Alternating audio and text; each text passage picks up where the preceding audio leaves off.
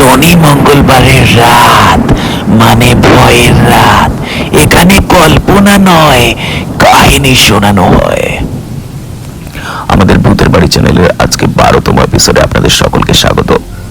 আপনারা হয়তো অনেকে ভূত বিশ্বাস করেন না, কিন্তু বিশ্বাস করুন, আপনারা যখন নির্জন প্রান্ত দিয়ে একলা হাঁটবেন আর ঘড়িতে যখন মধ্যরাত্রি, তখন পেছন দিক থেকে যদি কোনো খিলখিল করে হাসির শব্দ বা কারোর পায়ে হাঁটার শব্দ আপনাকে পিছু করে, তাহলে বুঝবেন ভয় আসলে কি।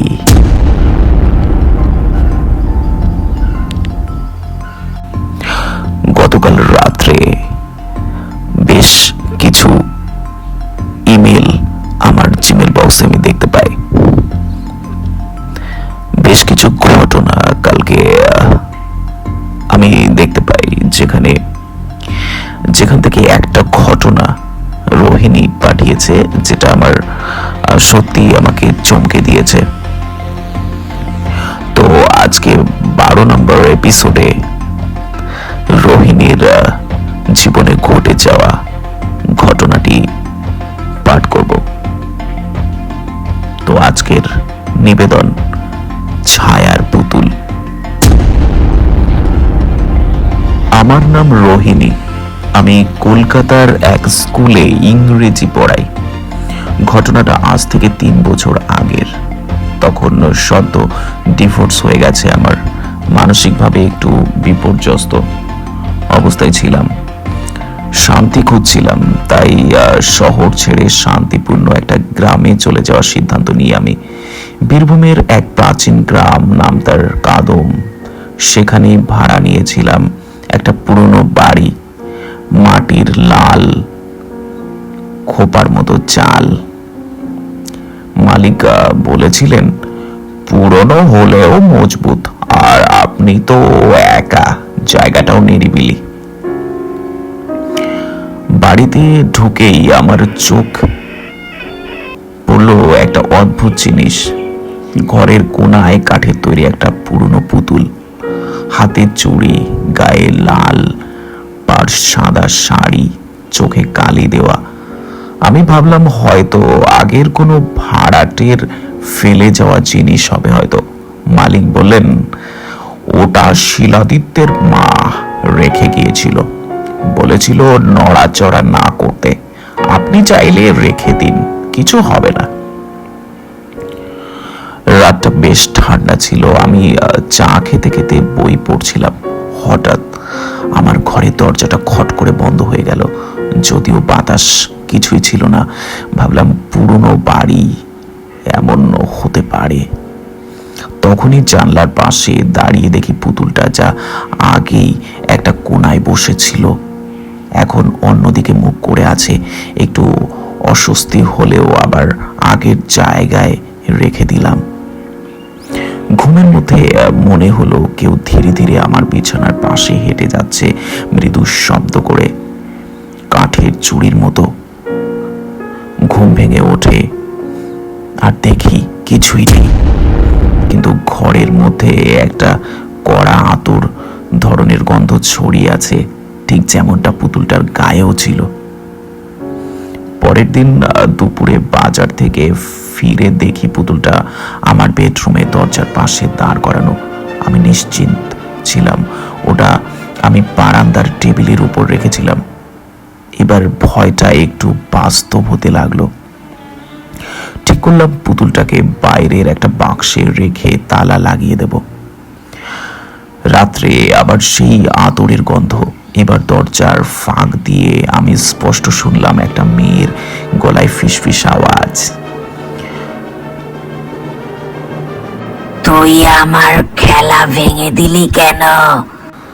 বুকের ভেতর কেমন করে উঠলো। দরজা খুলে দেখি কিছুই নেই, কিন্তু সেই বাক্সের তালাটা খোলা। পুতুলটা আবার সেই একই জায়গায় বসে আছে। পরদিন সকালে পঞ্চানন কাকুকে, গ্রামের সবচাইতে বয়স্ক মানুষদেরই, ডেকে জিজ্ঞাসা করলাম, এই বাড়িতে কি আগে কেউ ছিল যাদের মেয়ে ছিল? তিনি চুপ করে গেলেন। পরে বললেন, এই বাড়িতে বছর 25 আগে এক মেয়ের আত্মহত্যা হয়েছিল। নাম ছিল কনক। খুব খেলাধুলা পছন্দ করত, পুতুল নিয়ে সারাদিন খেলতো। ওর মা বলতো কনক নাকি পুতুলের সঙ্গে কথা বলতো। একদিন হঠাৎ করেই বাড়ির পেছনের কুয়োয় ঝাঁপ দেয় সে।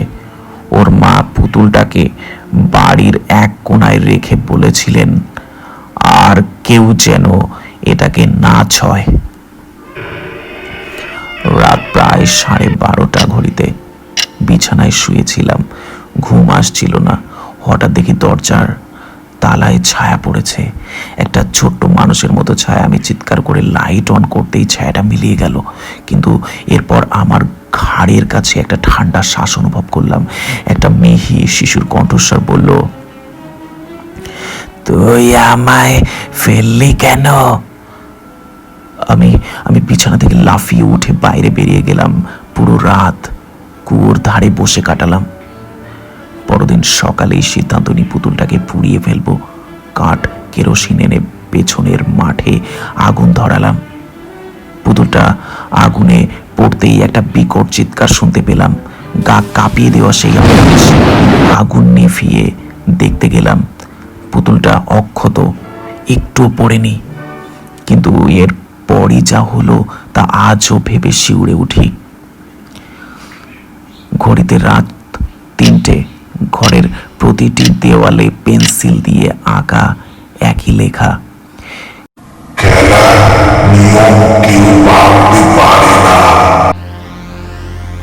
আমি দরজা খুলে দৌড়ে পালাতে গেলাম, কিন্তু দরজা আটকে গেল। জানালার কাঁচ ফেটে গায়ে এক টুকরো এসে পড়ল।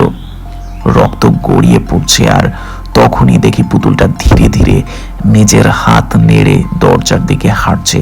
সেই একই কণ্ঠস্বর আবার, তুই আমার বন্ধু হতে পারলি না। আমি অজ্ঞান হয়ে পড়ে যাই মাটিতে। চোখ খুলে পরদিন সকালে পঞ্চানন কাকু, স্থানীয় কিছু মানুষ আমাকে ঘরের বাইরে বার করে আনে।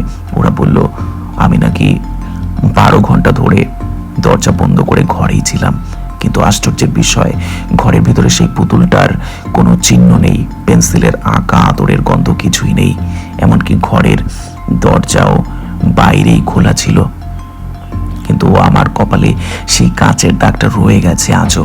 আমি সেই দিনই বাড়ি ছেড়ে কলকাতায় ফিরে আসি। আজও মাঝে মাঝে রাতে ঘুম ভেঙে দেখি দরজার নিচে ছায়া পড়ে আছে, শুনি সেই পুরনো গলা, খেলা এখনো শেষ হয়নি।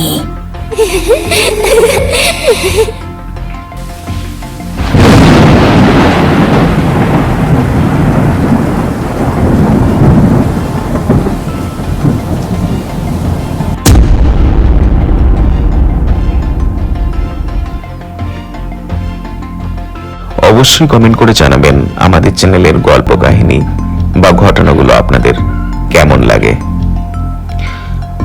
আর আপনাদের পছন্দের গল্প বা কাহিনী বা জীবনে ঘটে যাওয়া সত্য ঘটনাগুলোকে পাঠাতে আমাদের ডেসক্রিপশন বক্সে থাকা জিমেলে অবশ্যই মেল করে পাঠিয়ে দেবেন।